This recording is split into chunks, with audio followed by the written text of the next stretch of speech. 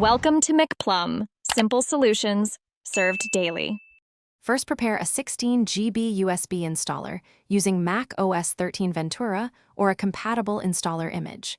Use a Mac or a working virtual machine to create the USB. Format as GUID apps and name the volume installer.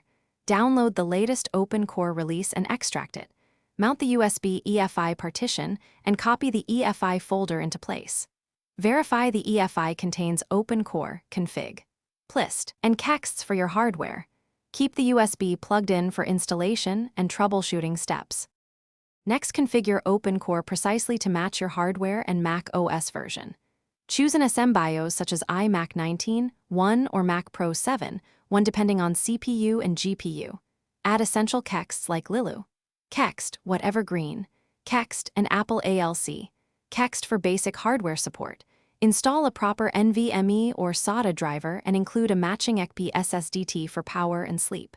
Edit config. Plist with correct device properties and quirks.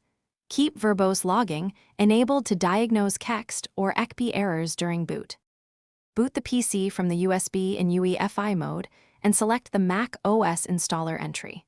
Follow the Mac OS installer prompts and target your formatted apps drive for installation. After installation completes, boot back into the USB and mount the target drive EFI. Copy the working EFI folder from the USB to the system disk EFI partition for native booting without the USB. Run post-install steps. Install GPU patches, audio layout ID, and Wi-Fi drivers. Finally, set SMBIOS serials and enable iCloud and Thanks for watching. Stay juicy and subscribe.